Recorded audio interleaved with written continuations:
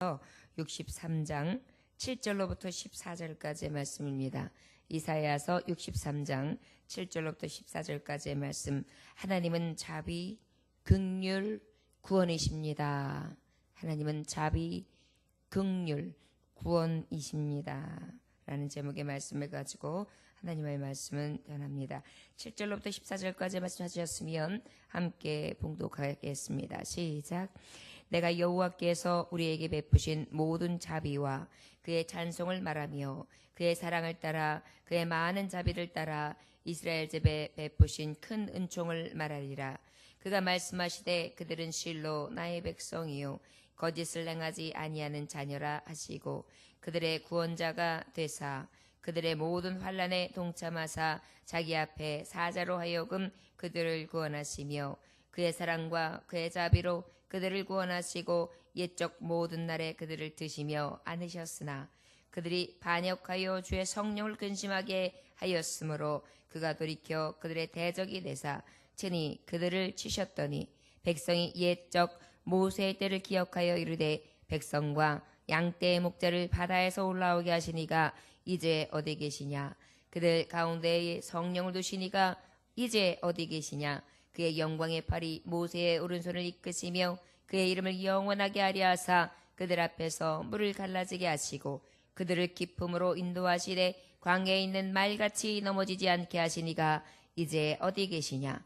여호와의 영이 그들을 골짜기로 내려가는 가축같이 편히쉬게 하셨도다. 주께서 이와 같이 주의 백성을 인도하사 이름을 영어롭게 하셨나이다 하였느니라.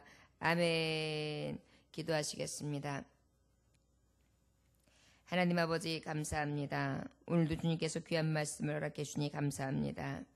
주여 옛적에 베푸셨던 하나님의 자비와 긍휼, 구원을 기억하며 지금 받고 있는 고난의 때에 아버지를 바라보고 있는 하나님의 자녀를 기억하시기 원합니다.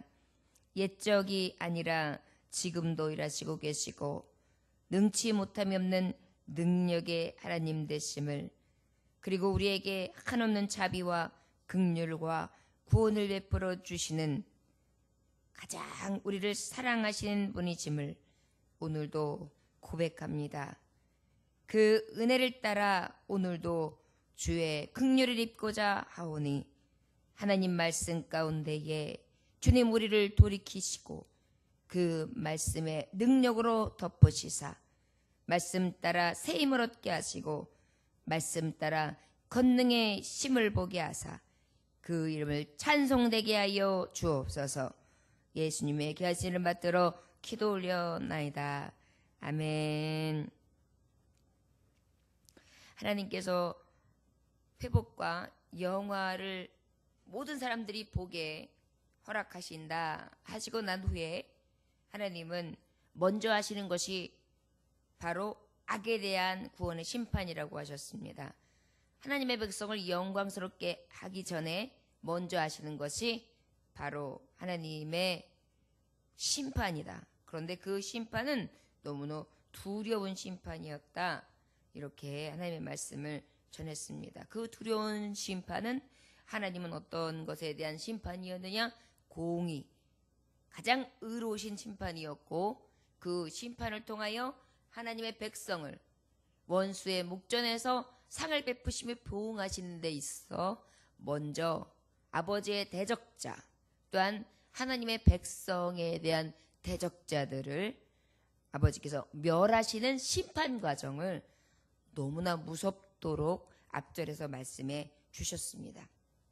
그리고 난 다음에 이 하나님의 심판을 하나님의 계시의 감동의 말씀을 들은 이 이사야 선지자는 다시 아버지 앞에 아버지의 이름을, 아버지의 베푸셨던 자비와 긍휼을, 그 긍휼의 이름으로 구원하시는 그 하나님을 찬송하게 됩니다.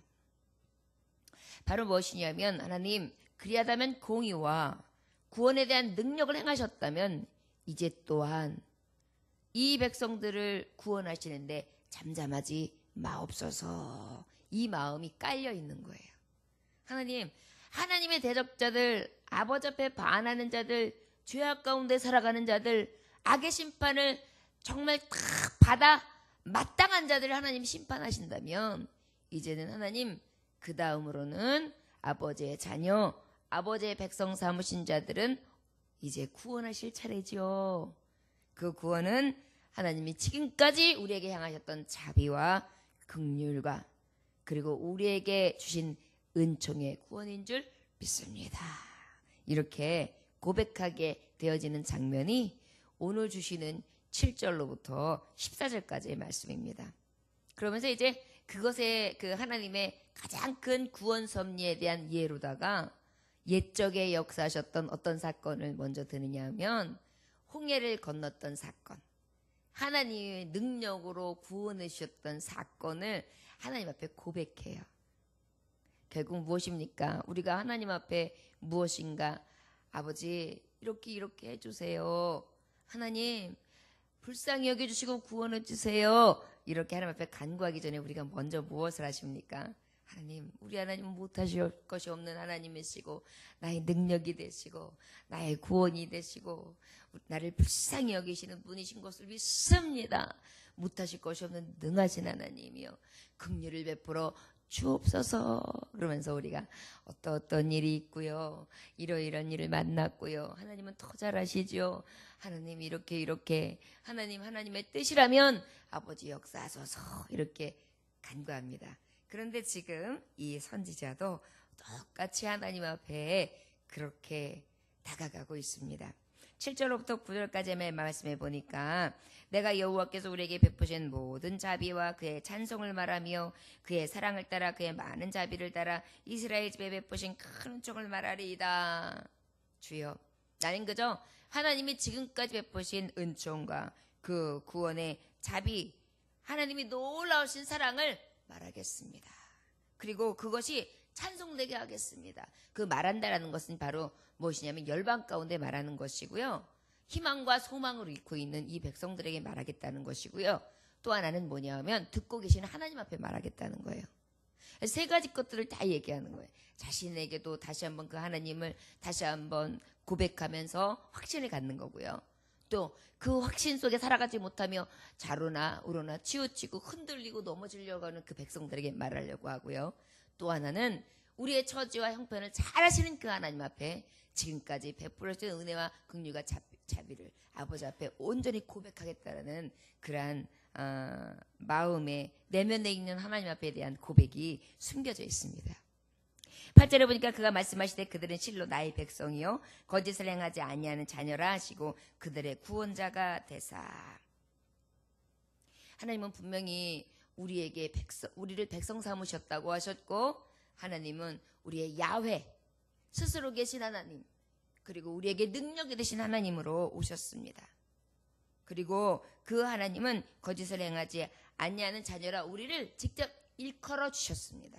우리가 거짓이 없어서도 아니고 우리가 완전히 정직해서가 아니라 그저 하나님은 우리에게 긍휼과 자비와 사랑을 베풀어 주셨는데, 그 긍휼과 자비와 사랑은 바로 뭐냐면 하나님의 백성을 무조건적으로 뭐라 말씀하시냐면 저는 선하다, 거짓되지 않다, 거짓으로 행한 것이 없다, 이렇게 인정해 주신다, 일컬어 주신다. 이것이 바로 하나님의 첫 번째 구원이었다, 자녀로서 받은 은혜였다, 이렇게 고백해요. 하나님의 자비, 긍휼, 사랑 중에 가장 큰 게 뭐냐면 우리를 선하다 해주신 거예요. 우리를 의롭다 하신 것입니다. 의로워서도 아니고 선한 것도 하나 없는데, 하나님이 우리에게 베푸신 사랑과 긍휼은 다른 것이 아니라 나 같은 죄인을 의롭다, 선하다 이렇게 인정해 주셨다는 것입니다.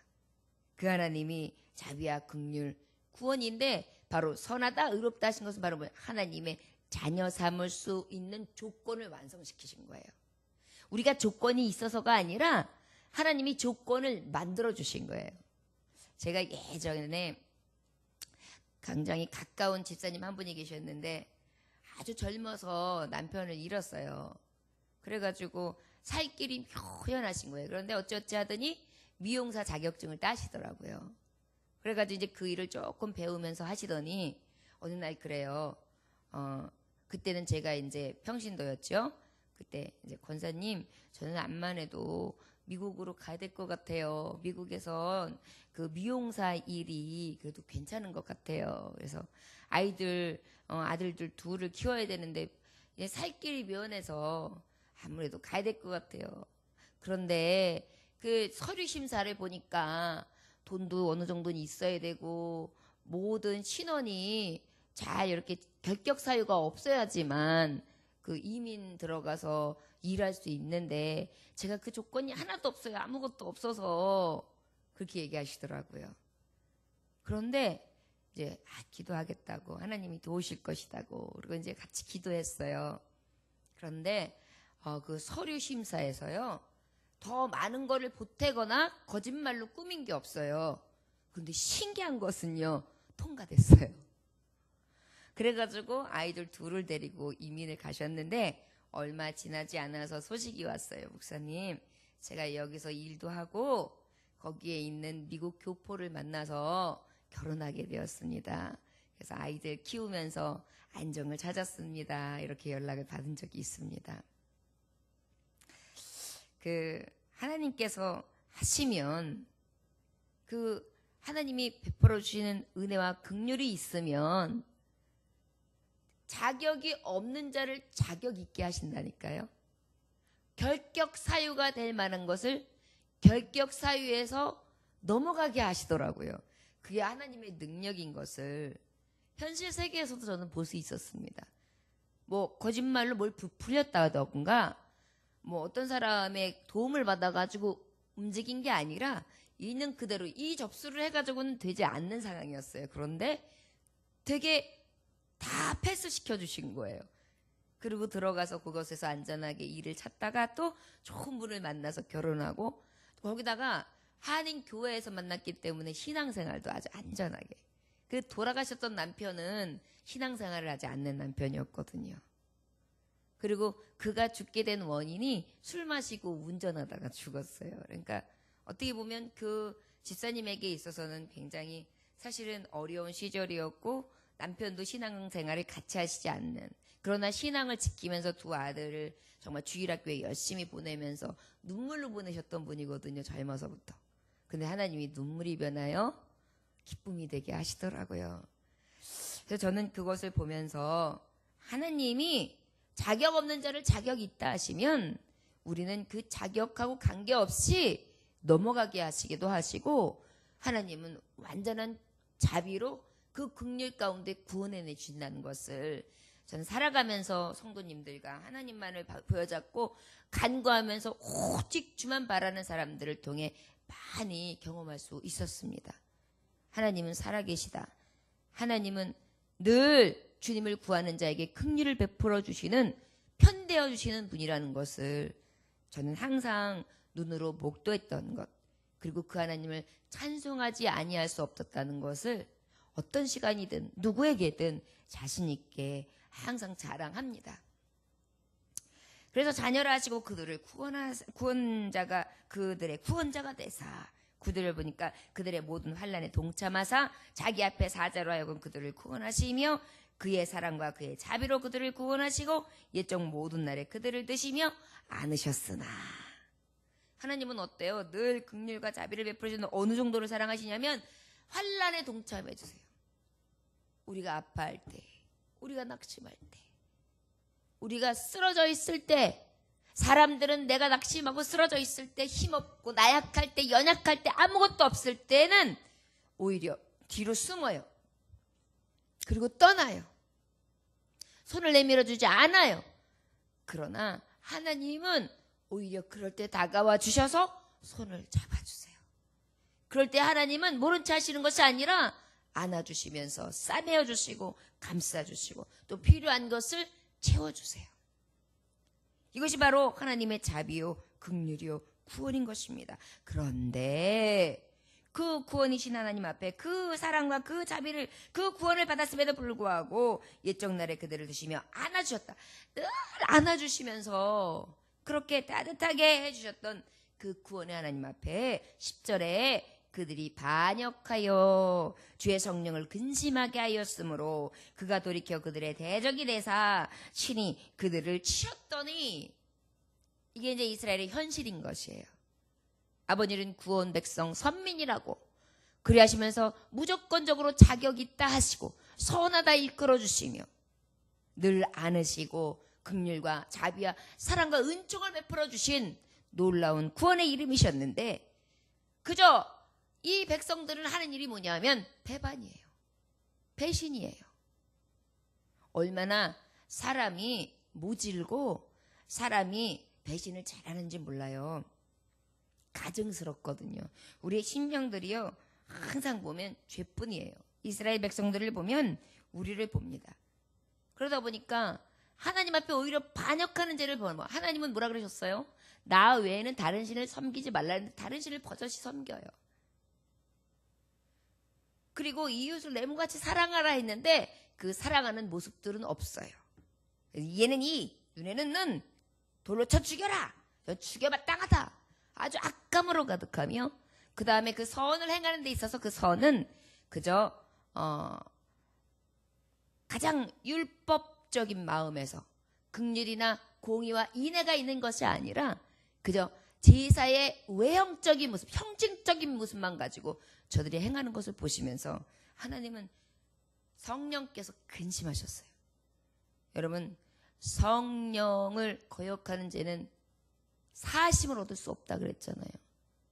하나님의 성신을 거역하게 되니까 하나님이 어떻게 해서 저들을 치셨어요. 깨달으라고. 그래서 아버지는 자비와 긍휼과 구원자이심에도 불구하고 우리가 한 것은 바로 뭐냐면 배신이에요. 반역이에요. 그 반역의 결과 성령을 근심시킴으로 하나님은 우리에게 돌아서셨어요. 우리를 치셨어요. 그리고 난 다음에 이 백성들이 이제 이 고통 속에 하나님을 기억하는 거예요. 고통받지 아니하고 반역하기 전에 깨달으면 얼마나 좋겠어요. 그런데 반역을 하고 성령을 근심시키고 성령께서 되돌아서게끔 된 그때에 아버지께서 지금까지 베푸신 긍휼과 자비와 구원을 다시금 기억해냅니다. 그런데 그것을 기억하라고 이 선지자는 외치는 거예요. 내 심령이여 하나님의 그 구원과 긍휼과 은총 값없이였던 것을 다시 한번 기억하라. 사랑하는 백성들아 너와 나는 하나님의 신을 배역했다. 반역했다. 거역했다. 돌아서라. 그리고 기억하라. 하나님의 능력의 손이 어떠했는지 아버지의 그 무조건적인 은총과 구원과 인애와 긍휼이 어떠했는지 다시 한번 생각하자. 그러면서 바로 주시는 말씀이 11절부터 14절까지예요. 백성이 옛적 모세의 때를 기억하여 이르되 백성과 양떼의 목자를 바다에서 올라오게 하시니가 이제 어디 계시냐. 그들 가운데 성령을 두시니가 이제 어디 계시냐. 어디 계십니까 하나님. 어디 계십니까 하나님. 우리가 지금 목마릅니다. 우리가 지금 정말 모세 때에 애굽 생활하던 우리 백성의 모습처럼 지금 종살이를 있습니다. 괴로움을 당하고 있습니다. 수치를 당하고 있습니다. 모욕을 당하고 있습니다. 조롱을 당하고 있습니다. 아파하고 있습니다. 고통 중에 있습니다. 그때에 구원하셨던 하나님의 능력은 어디 계십니까? 그때 일하시는 하나님 어디 계십니까? 언제 일하시렵니까? 언제 도우시렵니까? 언제 다시 자비와 긍휼과 구원을 베풀어 주시렵니까? 어느 때까지입니까? 12절에 보니까 그의 영광의 발이 모세의 오른손을 이끄시며 그의 이름을 영원하게 하려 하사 그들 앞에서 물을 갈라지게 하셨고 아버지 영광을 받으시기 위해 친백성 삼으시기 위해 하나님의 살아계신가 종됨이 무엇인지를 알려주심으로 아버지의 친백성이 하나님을 따라 살아가게 하시고 우리를 선민 삼으시사 하나님의 기쁨과 하나님의 넓음과 하나님의 측량하실 수 없는 그 능력을 증거케 하셨는데 그 능력이 하나님 그 이름 어디 계십니까? 홍해를 가르셨던 하나님 13절에 그들을 기쁨으로 인도하시되 광야에 있는 말같이 넘어지지 않게 하시니까 이제 어디 계십니까? 광야에서 넘어지지 않게 하시니까 이제 어디 계십니까? 여러분 뒤쫓아오는 추적해오는 애굽 그들 병마들은 다 힘없이 무너지고 넘어졌어요. 그리고 수물 되기까지 했습니다. 그러나 저들이 이끄는 양떼, 소떼, 저들이 그 바다를 넘어갈 때에는 완전히 마른 땅, 고르게 딱딱하여서 얼마든지 진군하여 지나갈 수 있는 땅으로 하나님이 바닷물을 완전하게 말리셨습니다. 그 넘어가게 하시는 6월의 하나님은 어디 계십니까? 이 깊은 수렁과 웅덩 가운데, 수렁과 웅덩이 가운데 나를 넘어가게 유월시키실 진정한 자비와 긍휼과 구원의 하나님 어디 계십니까? 14절에 여호와의 영이 그들을 골짜기에 내려가는 가축같이 편해지게 하셨도다. 주께서 이와 같이 주의 백성을 인도하사 이름을 영화롭게 하셨나이다 하였느니라. 주님, 이제 이 백성이 뒤를 돌아봅니다. 하나님이 어떤 분이신지 이제서 조금 기억하며 옛 우리 선인들이, 우리 먼저 갔던 할아버지, 우리의 믿음의 조상들에게 행하셨던 그 하나님의 손끝을 다시 한번 기억하는 때가 되었습니다. 그리고 기억하며 하나님 앞에 지금 어디 계시냐고, 언제까지입니까? 언제 이 수렁에서 건져주시겠습니까? 언제 마른 땅을 건너가게 하실 것입니까? 언제 능력의 발로 나를 일으켜 세우며 하나님께서 자비와 긍휼과 구원을 자기의 백성, 선하다 이끌으신 하나님의 백성에게 다시금 부어주시렵니까?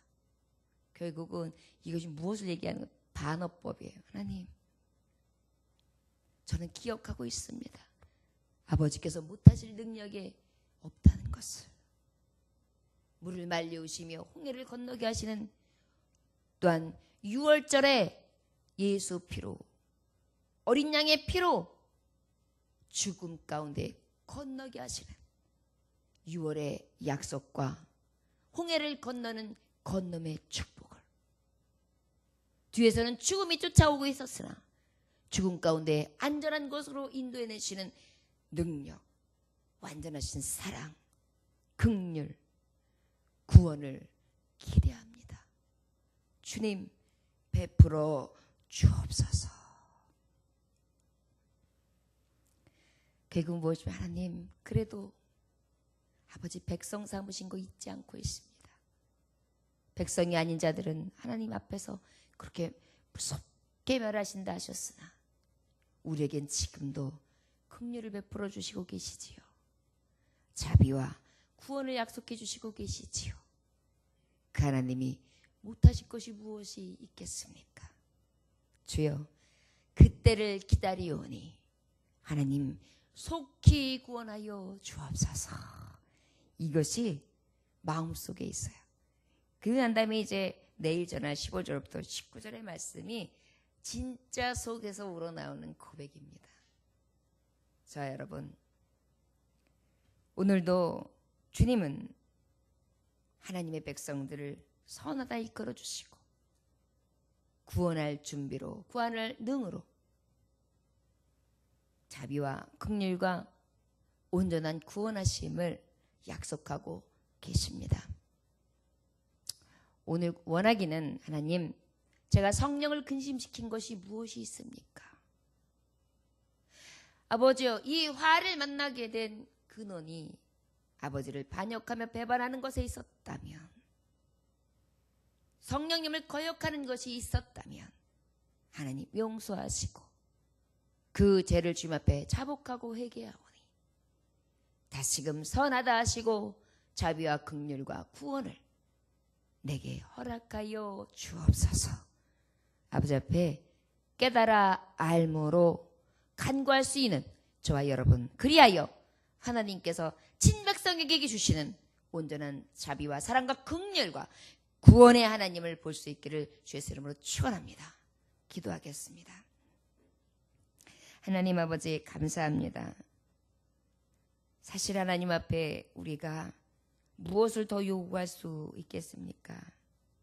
행하는 것은 다 죄뿐이며 죄를 짓고도 변명하고 그저 자기에 대한 연민은 강하며 하나님이 주신 수많은 공의는 기억하지 아니하고 늘 죄악의 친구 마귀의 종이 되어 세상에서 허덕이는 너무도 미련한 인생들이지요. 아버지, 그럼에도 불구하고 하나님 감사한 것은 하나님의 공의와 구원의 능력으로 자기의 사랑하는 백성은 구원하시고 또한 대적하는 무리들 하나님 백성 삼지 아니한 자들은 이미 심판 아래에서 아버지의 멸망을 자초하며 기다리는 자들이라는 것을 확신하게 하심에 감사합니다. 주여, 대적들을 겁내지 않게 하여 주시되 오직 성령님을 근심시키지 않게 하시고 세상 나라를 의지하며 강한 자를 의지하는 것이 아니라 오직 구원 되신 하나님, 우리를 사랑하시고 자비를 베풀어 주시는 능력의 하나님만을 바라보며 그 이름을 의지하게 하여 주옵시고 그 이름을 찬송하게 하시사 다시금 돌이키시고 다시금 역사하시는 능력 가운데 구원하심을 보게 하여 주옵소서. 끝까지 믿음으로 이겨 주님 오실 때까지 이 신앙을 지키게 하시고 하나님의 살아계신가 종됨을 만민중에 공포하며 믿음으로 승리하는 하나님의 자녀 되기 원합니다. 주여, 공의의 팔로 우리를 꽉 잡아 주옵소서. 예수님의 귀하신 받들어 기도 올려나이다. 아멘.